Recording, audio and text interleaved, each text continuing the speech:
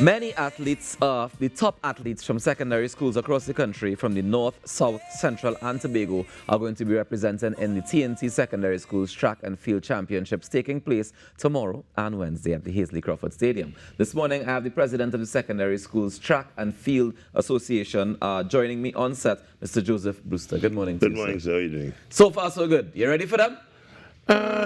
We're trying. We're almost there. And that's all you can do sometimes is try, right? So give us a brief history as to why these championships are so important. Because these championships are the place, the platform, where the best in secondary schools can come and hone their talent and exhibit their talent and so on. Before the championship, we had the regionals, where everybody could come. Right. So you're a secondary school athlete, you're performing for your school, you come there, you run and so on. And if you're good, you end up in championships. So you qualify from there, from the regionals. That's right. All right, and you qualify to be able to run tomorrow on Wednesday. Correct. And then you go and represent your school. Correct. And then after that, so what are the options that are open to you after participating in this secondary school championship? Well, we hope that your performance is good enough so that the entries take notice. And of course, when they take notice, it goes from there. So it's all up to them after that. And I understand that they're also trying to qualify for Carifta, I assume. Well, there is the character trials coming up next week. Okay. Right?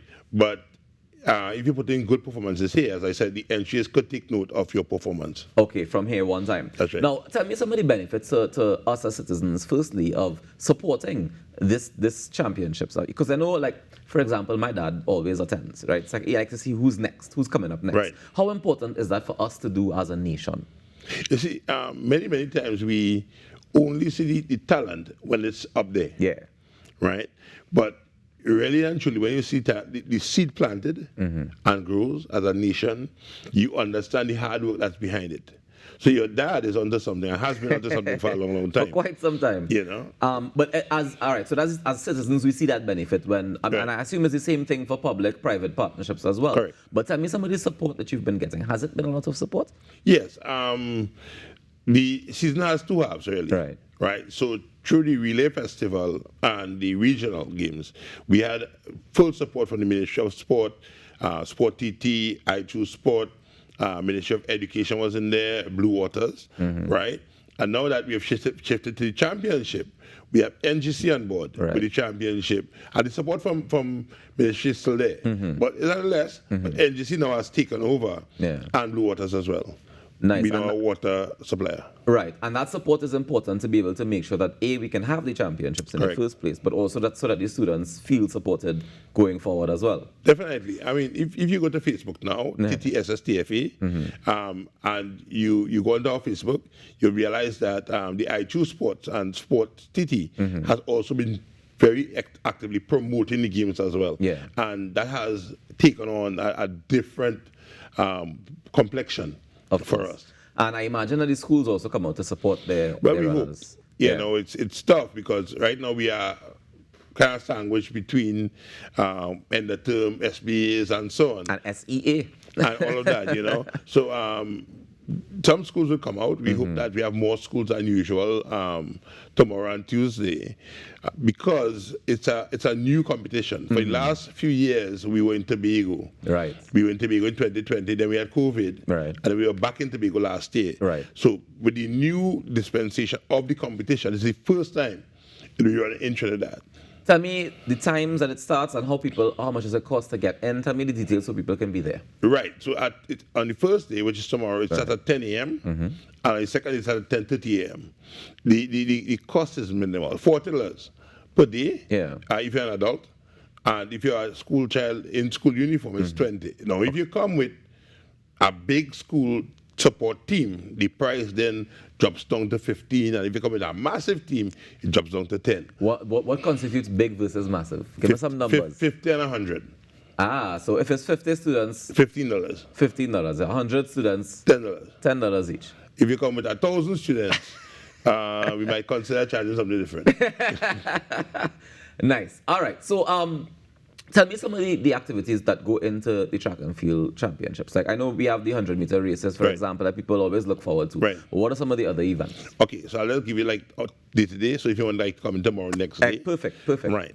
So you have a barrage of field events tomorrow. Okay. Right. So you have javelin, shot put, discus, triple jumps, and so on, heptathlon, pentathlon, and so on. But in the races now, tomorrow is the 100 meters, 1500 meters, and the 4x1s. Okay. Right. On Tuesday, you have the 200 meters, the 800 meters, or tomorrow is also the 400 meters as well. Right.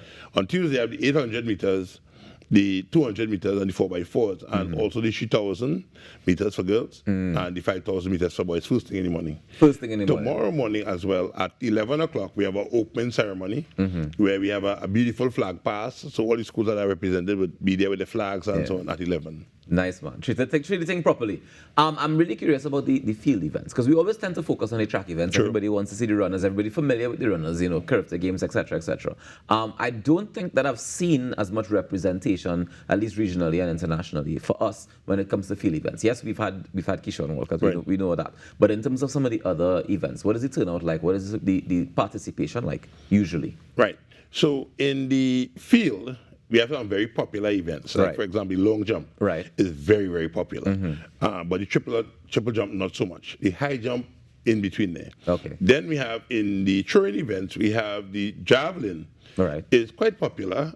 We have had some good distances these days. So a young man shot 47 meters the other day, which is quite good. Yeah. We have the shot.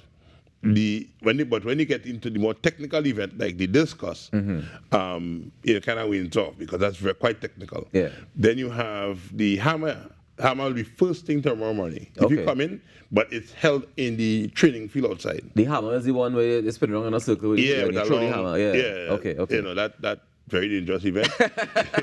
I admire all the people who can do that. Yeah. But that's there as well. And but we're supposed to have pole vault, but we're not having it tomorrow. But we also have that as well. Okay. I'm also interested in learning more about some of the challenges that we would have when it comes to preparing for some of these things. Because you mentioned, the certain sports that aren't as popular. And I'm wondering if it's a lack of training facilities, if it's a lack of opportunity to be able to experience those events. What causes that, you think? And it's spot on. Training facilities, number one. Because, for example, if you look for a long jump pit, there's one in Toko in the school, but that one has, because of the renovation of the school, it basically is condemned. Oh. Right? When you leave Toko coming down, there's another one at Etihad Savannah, and then you get into Port of Spain. So all the people in between there's no pit really. Yeah. Right? If you go south, the same thing. The long jump pits are very, very hard to come by. Then things like high jump facilities are even harder because those are mats and bars and so on. So you have to get storage and so on. They're even harder to come by. So facilities, equipment, difficult to come by for the field events. And then coaching is a different thing too, because then those are very technical events, and not everybody likes to do that. Yeah. In running, you see a young man just pick up, grab his shoes and take off. Hey, he's quick, and then he walks off. But then to try javelin, there's a technique to it. Yeah. You got brute strength, I mean, you might be able to train further than I am, and even though I'm bigger than you, it's about technique. It's about technique more than anything else. It's very, very interesting, because I often wonder if it's a matter of cost that make people shy away from, investing in some of these things, or is it just a matter of inconvenience, like you mentioned, in terms of storage, in terms of, space to put it up and that kind of thing. Right. Which one would you say is a greater factor? I'm not thinking about interest. It may not be cost, it may not be storage, it could be interest, simply because some of those events are not those popular ones. They're not this they're not eye-catching. And it takes a lot of hard work as well. I mean, I taught in the school that Kishon went to. Right. And I saw the work that he put in, right? Even this girl, Kanika Kasa, she's also a javelin and a cricketer. And she went to school by me as well. I saw the work that they have to put in, and not everybody's prepared to do that. You know, and I always find that to be so fascinating because I see a lot of young people who say, I want to do this and I want to do that without understanding the amount of work that it takes to go into preparing for something like even just this championships here, far less for regionally, internationally, and that level. What advice would you give, before we wrap up this morning, what advice would you give to young persons who say, you know, I think I'm interested in trying track, or I might be interested in trying a field event. Right. What advice would you give them? Do it. Simply. Simple. Just do it. And what advice would you give them to stay doing it after they realize how hard it could be? Keep doing it. I'll tell you why I say that, right?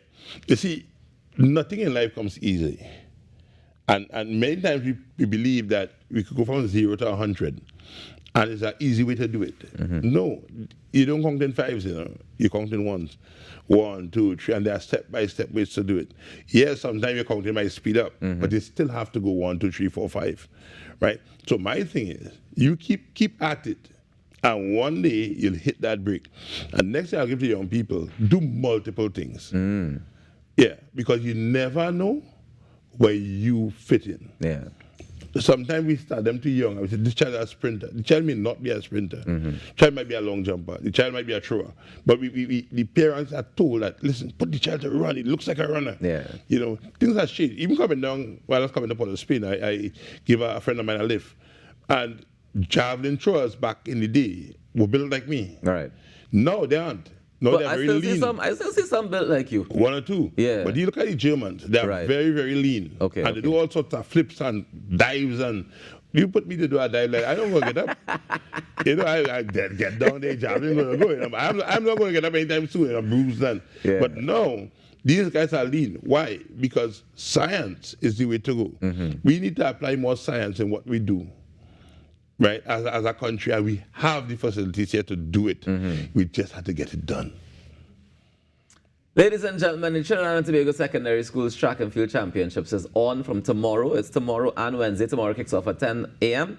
and 10:30 on Wednesday, and you definitely want to be a part of it to check out the next generation. I mean, after you said that fantastic motivational speech there, nothing better to say than just do it. As simple as that. Just do it and keep doing it. Thank you so much for joining us this morning, Mr. You're welcome. Enjoy the rest of your day and all the best tomorrow on Wednesday. Thank you very much. Yeah, man. Ladies and gentlemen, we take a quick break. When we come back, we take your phone calls. So get ready to give us a call at 622-4010. We take that break and come back with more.